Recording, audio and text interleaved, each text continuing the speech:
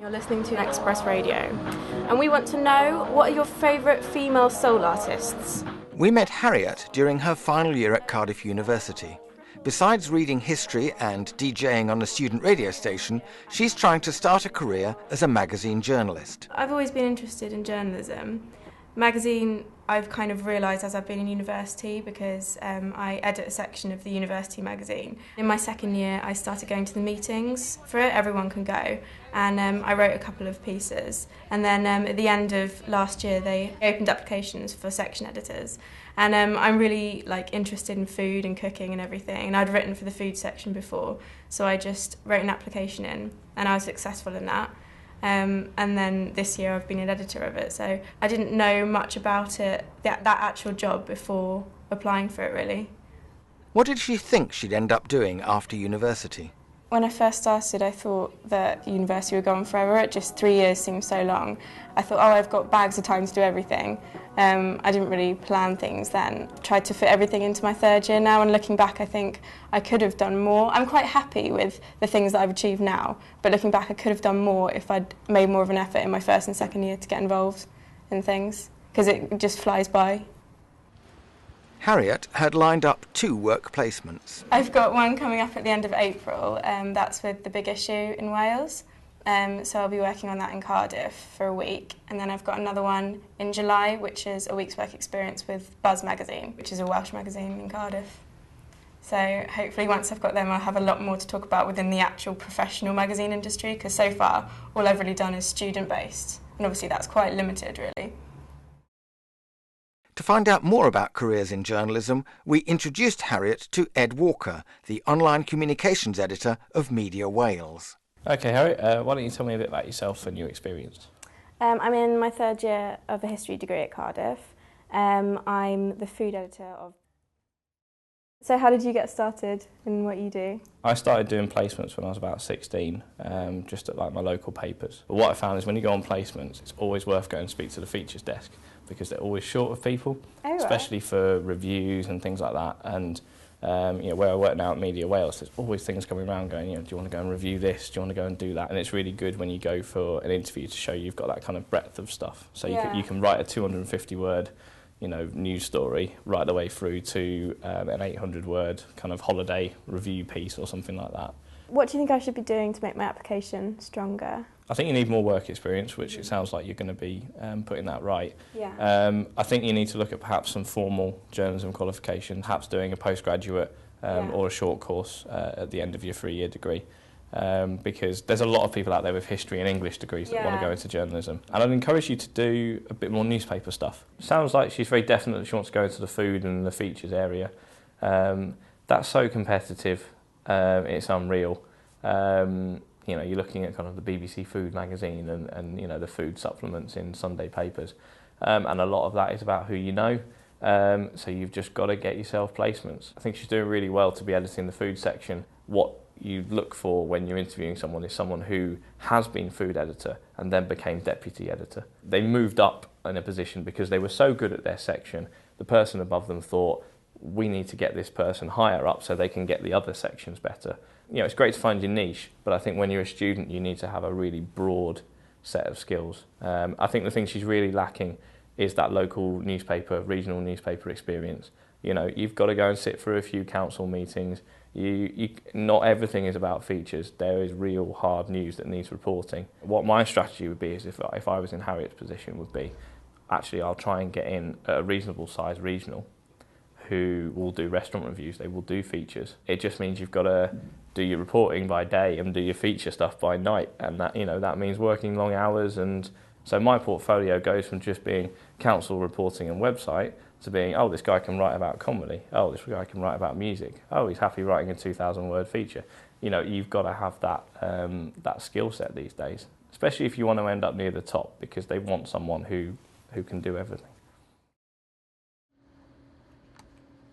We met Harriet again during her week working at the Cardiff-based Buzz magazine.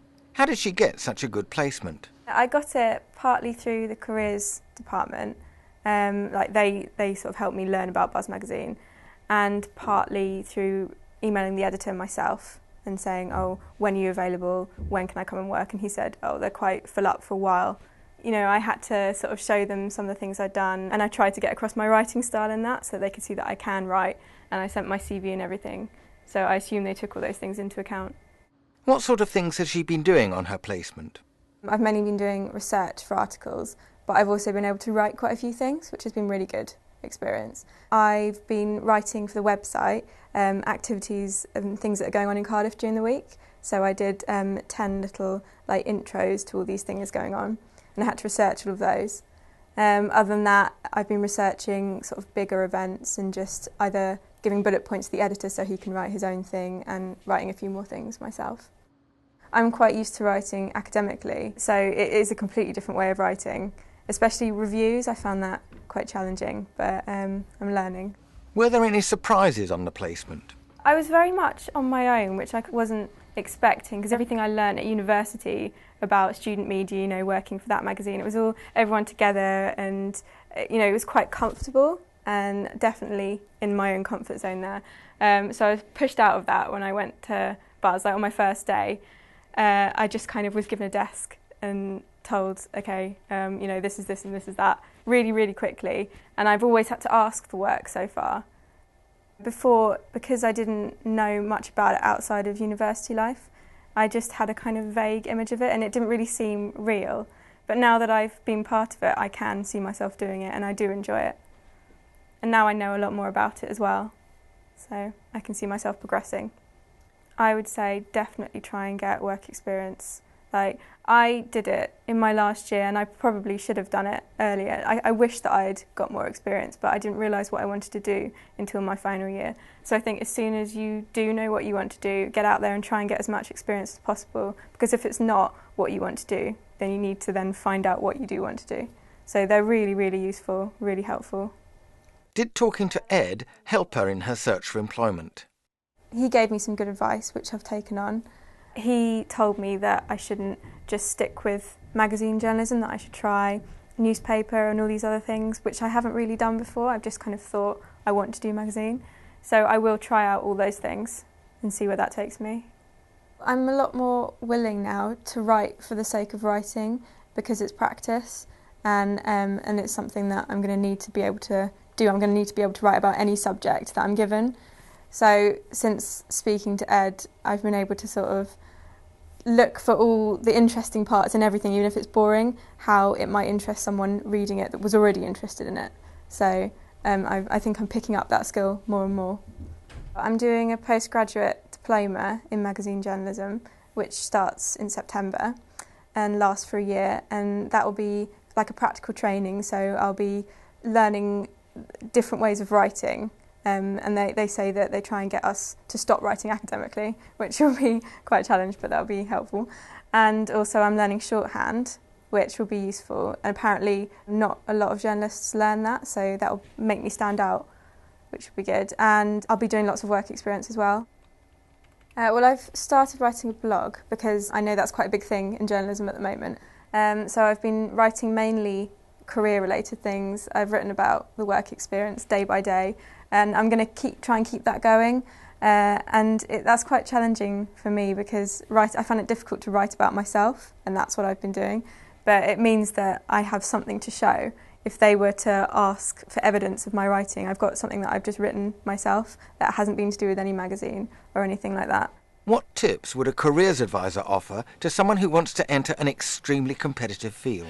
The key thing with journalism is experience, and being able to show that you've not just liked the idea of the career, but you've done something positive and practical. It sounds like she's got an experience, she stepped out of her comfort zone.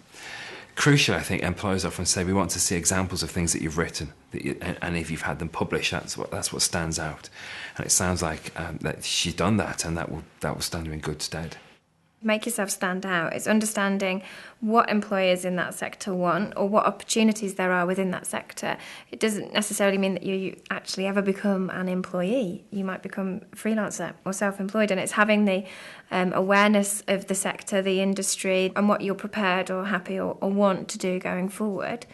The postgraduate diploma that Harriet's interested in has got a great reputation, and when I talk to journalists, they do value that because it has not just a theoretical view of writing, but it's also very practical. It's got skills such as shorthand, how to write for publication, how to sell stories. So I think Harriet's strategy is a sound one, as long as she carries on gaining experience and being creative in how she approaches the job market. A lot of it is going to be about attacking the hidden job market and understanding the different contacts that are available to you as an individual and making your network work for you. So keeping up with your networking, have a blog, use Twitter. I advised somebody the other day to set up their own channel on YouTube. They wanted to be a sports journalist, so go out and do it and get it online. That's where people are spotted nowadays. So, what can we learn from Harriet's story? If you want to enter a highly competitive field like journalism, start working on it early. Relevant work experience is vital. Look for postgraduate courses which will train you in practical skills. Get your work published as widely as you can. Get advice from as many people as possible. Your careers service can help.